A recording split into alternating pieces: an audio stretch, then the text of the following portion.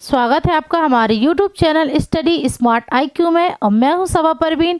और आज हम फिर पढ़ने जा रहे हैं RRB NTPC 2025 के लिए GK GS की क्लास, जिसमें हम डिस्कस कर रहे हैं प्रीवियस ईयर क्वेश्चन। और ये हमारी क्लास 49, इससे पहले हम 48 क्लासेस कर चुके हैं। सो आई होप आपके लिए ये वीडियो पसंद आए, तो ऐसी ही वीडियो देखने के लिए हमारे चैनल को लाइक करें, शेयर करें और सब्सक्राइब करना ना भूलें। तो चलिए स्टार्ट करते हैं आज की हमारी क्लास। सो फर्स्ट क्वेश्चन है, भारत का लौह पुरुष के नाम से किसे जाना जाता है? तो भारत का लौह पुरुष के नाम से किसे जाना जाता है? तो ये जाना जाता है सरदार वल्लभ भाई पटेल को। ठीक है, राइट आंसर है ऑप्शन बी, सरदार वल्लभ भाई पटेल। ठीक है, इन्हें भारत के लौह पुरुष के नाम से भी जाना जाता है। ठीक है, और इन्हें भारत का बिस्मार्क भी कहा जाता है। भारत का बिस्मार्क भी इन्हें कहा जाता है, सरदार वल्लभ भाई पटेल को। सरदार वल्लभ भाई पटेल ये भारत के पहले गृह मंत्री और पहले उप प्रधानमंत्री थे। ठीक है, पहले गृह मंत्री और पहले उप प्रधानमंत्री थे सरदार वल्लभ भाई पटेल। ठीक है, फिर इन्होंने 1928 में बारदोली सत्याग्रह का नेतृत्व किया। ठीक है, बारदोली सत्याग्रह का नेतृत्व किया था इन्होंने। ठीक है, जिसके बाद इन्हें सरदार की उपाधि दी गई थी। ठीक है, सरदार की उपाधि दी गई थी। ये सरदार की उपाधि इन्हें किसने दी थी? तो इन्हें वहाँ की औरतों ने, बारदोली सत्याग्रह की औरतों ने इन्हें सरदार की उपाधि दी थी। ठीक है ना, सरदार वल्लभ भाई पटेल को। ठीक है, फिर अब हम बात करें यहाँ पे सुभाष चंद्र बोस की। तो सुभाष चंद्र बोस को नेताजी के नाम से जाना जाता है। ठीक है, नेताजी के नाम से इन्हें जाना जाता है। और इन्होंने आज़ाद हिंद फौज को पुनर्जीवित किया। ठीक है, आज़ाद हिंद फौज को पुनर्जीवित किया था इन्होंने। ठीक है ना, सुभाष चंद्र बोस ने। और इन्होंने 1939 में अखिल भारतीय फॉरवर्ड ब्लॉक की स्थापना की। ठीक है, अखिल भारतीय फॉरवर्ड ब्लॉक की स्थापना की थी सुभाष चंद्र बोस ने। ठीक है, फिर बात करें हम यहाँ पे जवाहरलाल नेहरू की। तो जवाहरलाल नेहरू ये भारत के पहले प्रधानमंत्री थे। ठीक है, भारत के पहले प्रधानमंत्री थे और सबसे लंबा कार्यकाल इनका ही रहा। ठीक है ना, जवाहरलाल नेहरू का।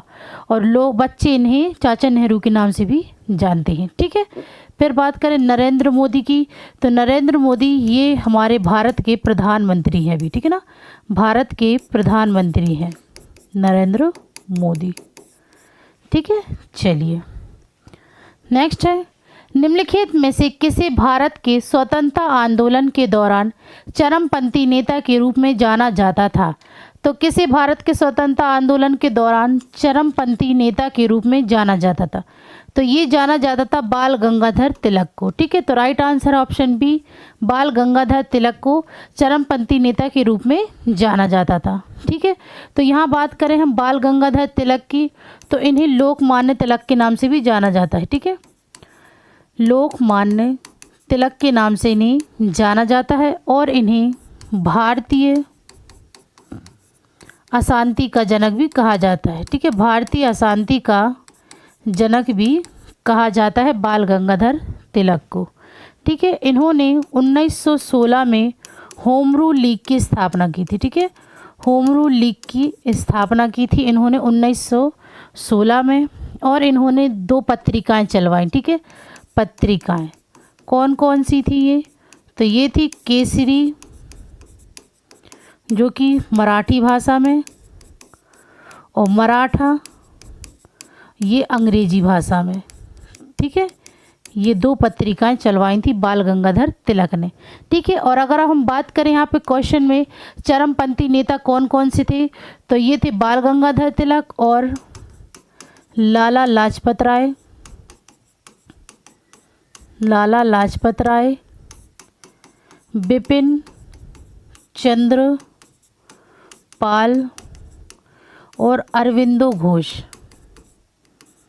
अरविंदो घोष ये चरमपंथी के नेता थे। ठीक है, तो लाल बाल पाल के नाम से इन्हें जाना जाता था, ठीक है ना। ये 3 तिगड़ी थी, एक ये 2 ये, ठीक है। तो इन्हें लाल बाल पाल के नाम से जाना जाता था और एक और थे अरविंदो घोष, ठीक है। फिर बात करें अब यहाँ पे हम गोपाल कृष्ण गोखले की। तो गोपाल कृष्ण गोखले ये महात्मा गांधी के राजनैतिक गुरु थे, ठीक है। राजनैतिक गुरु थे गोपाल कृष्ण गोखले महात्मा गांधी के, ठीक है। और इन्होंने 1905 में सर्वेंट्स ऑफ,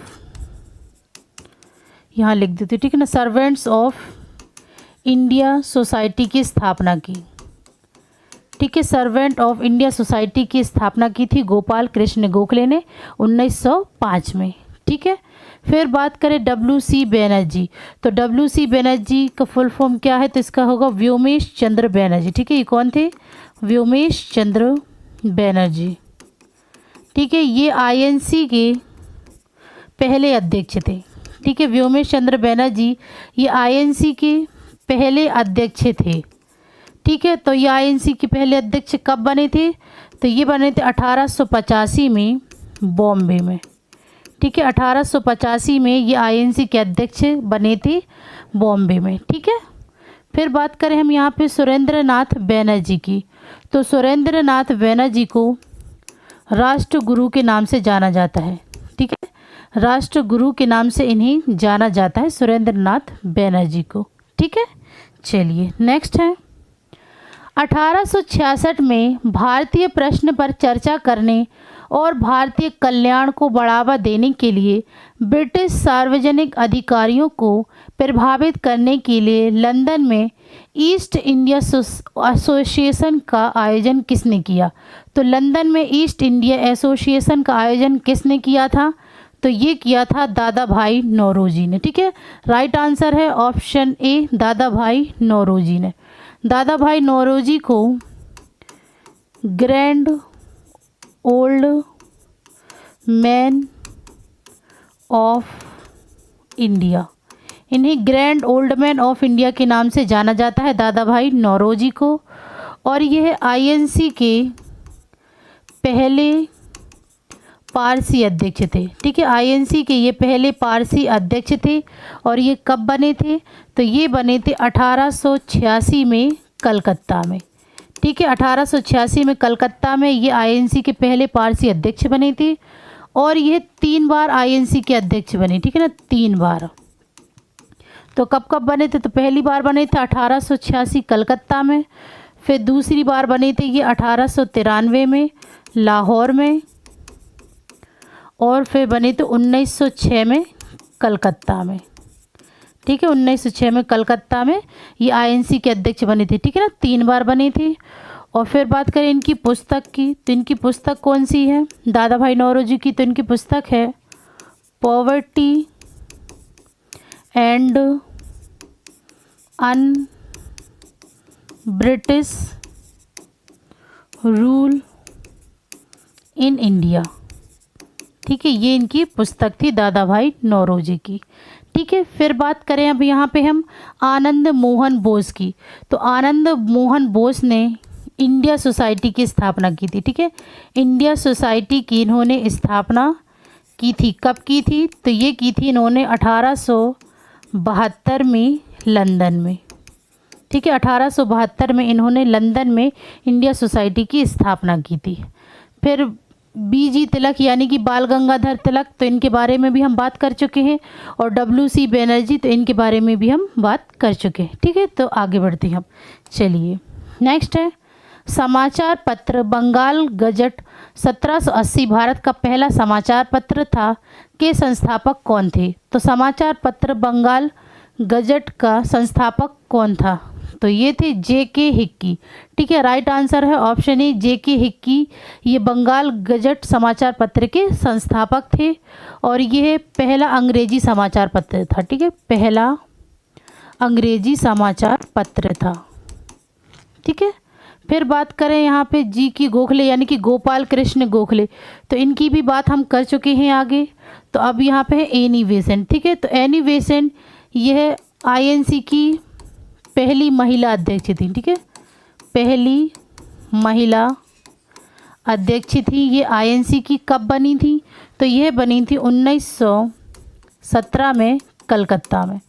ठीक है, 1917 में कलकत्ता में यह आईएनसी की अध्यक्ष बनी थी और इन्होंने 1916 में होम रूल लीग की स्थापना की थी बाल गंगाधर तिलक के साथ मिलकर। ठीक है, बाल गंगाधर तिलक के साथ मिलकर इन्होंने होम रूल लीग की स्थापना की थी। ठीक है, चलिए नेक्स्ट है, साहित्य के लिए रविंद्रनाथ टैगोर साहित्य पुरस्कार 2019 किसने जीता?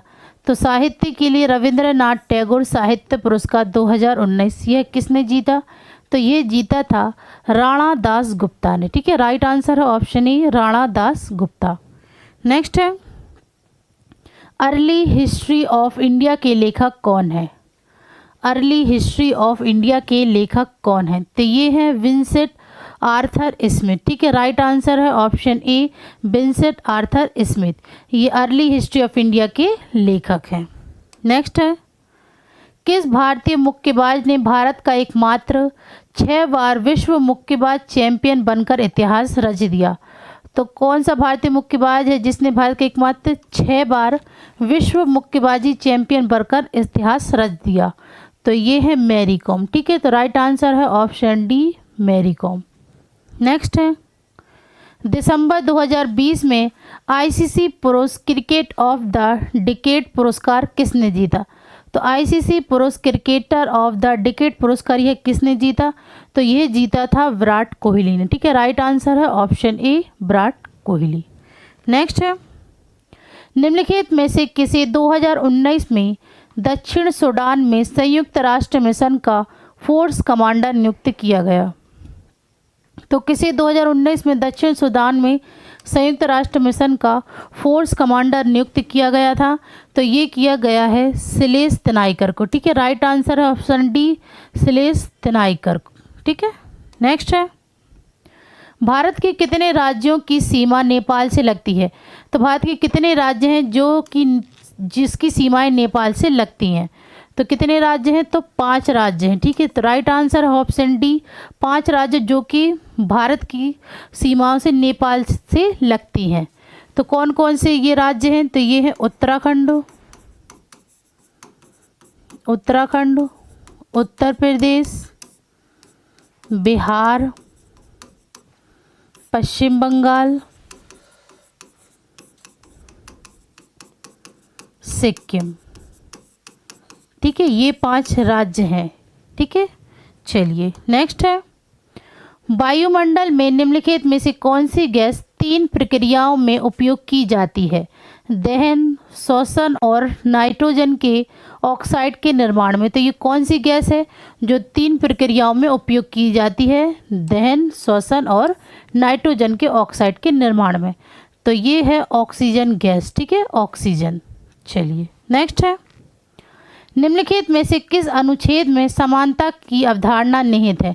तो किस अनुच्छेद में समानता की अवधारणा निहित है? तो यह है अनुच्छेद 14 में। राइट आंसर है ऑप्शन बी, अनुच्छेद 14। नेक्स्ट है, आरडीएक्स क्या है?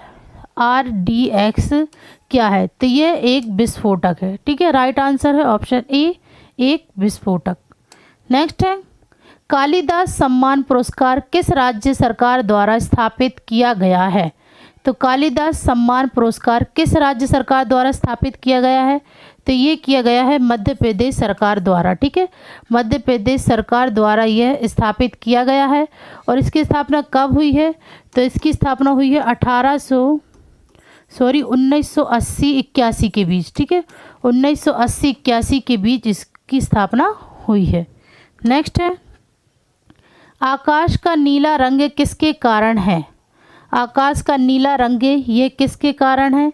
तो ये है प्रकाश का प्रकीर्णन के कारण। ठीक है, प्रकाश का प्रकीर्णन के कारण आकाश का नीला रंग कारण है। नेक्स्ट है, निम्नलिखित में से कौन सी भारत और पाकिस्तान के बीच की सीमा है? तो भारत और पाकिस्तान के बीच की सीमा कौन सी है इनमें से? तो ये है रेड क्लिफ रेखा। Right answer D, Radcliffe रेखा। नेक्स्ट है, उस राज्य सरकार का नाम बताइए जिसने मई 2019 में अपने क्षेत्र में ई सिगरेट के उत्पादन, वितरण, विज्ञापन और बिक्री पर प्रतिबंध लगाने के अपने फैसले की घोषणा की। तो ये कौन सा राज्य सरकार है? तो ये है राजस्थान राज्य सरकार। ठीक है। नेक्स्ट है, नेस्कॉम का पूर्ण रूप क्या है? नेस्कॉम का पूर्ण रूप क्या है? तो इसका पूर्ण रूप है सॉफ्टवेयर और सेवा कंपनियों का राष्ट्रीय संघ। राइट आंसर है ऑप्शन डी। नेक्स्ट है, निम्नलिखित में से पश्चिमी तट पर स्थित क्षेत्र का नाम बताइए। तो पश्चिमी तट पर स्थित क्षेत्र का नाम क्या है? तो पश्चिमी तट पर स्थित क्षेत्र का नाम है मालाबार क्षेत्र। Right answer option C. Next है, 1586 में द लिटिल बैलेंस पुस्तक किसने लिखी? तो 1586 में द लिटिल बैलेंस ला बालनसीटा पुस्तक किसने लिखी? तो यह किसने लिखी? तो ये लिखी थी गैलीलियो गैलीली ने। राइट आंसर है option B, Galileo Galilei. Next है, ऑपरेशन विजय निम्नलिखित में से किस युद्ध से संबंधित है? ऑपरेशन विजय ये किस युद्ध से संबंधित है? तो यह संबंधित है कारगिल युद्ध 1999 से।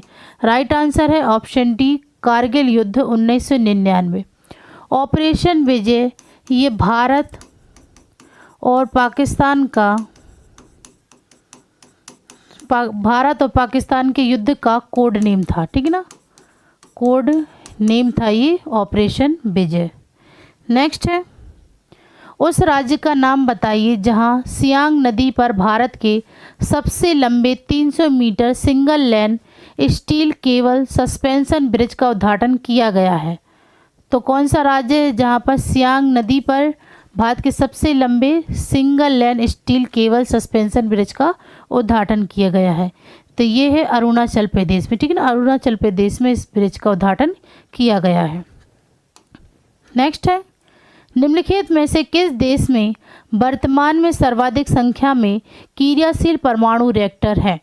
तो किस देश में वर्तमान में सर्वाधिक संख्या में क्रियाशील परमाणु रिएक्टर है? तो यह है संयुक्त राज्य अमेरिका में। राइट आंसर है ऑप्शन सी, संयुक्त राज्य अमेरिका। नेक्स्ट है, निम्नलिखित में से किसने विश्व स्वास्थ्य संगठन के लिए दुनिया का पहला मलेरिया टीका विकसित किया गया है? तो किसने विश्व स्वास्थ्य संगठन के लिए दुनिया का पहला मलेरिया टीका विकसित किया है? तो ये किया है गैलेक्सो स्मिथ क्लाइन ने। ठीक है, राइट आंसर है option B, Glaxo Smith Kline यानी कि GSK ने इस मलेरिया टीका का विकसित किया है। नेक्स्ट है, निम्नलिखित में से भारतीय रिजर्व बैंक के प्रथम भारतीय गवर्नर कौन थे? तो भारतीय रिजर्व बैंक के प्रथम भारतीय गवर्नर कौन थे? तो ये थे CD देशमुख। ठीक है, CD देशमुख ये भारतीय रिजर्व बैंक के प्रथम भारतीय गवर्नर थे। तो ये थी आज की हमारी क्लास। सो आई होप आपको ये वीडियो पसंद आई हो। तो ऐसे ही वीडियो देखने के लिए हमारे चैनल को लाइक करें, शेयर करें, सब्सक्राइब करें। Thank you.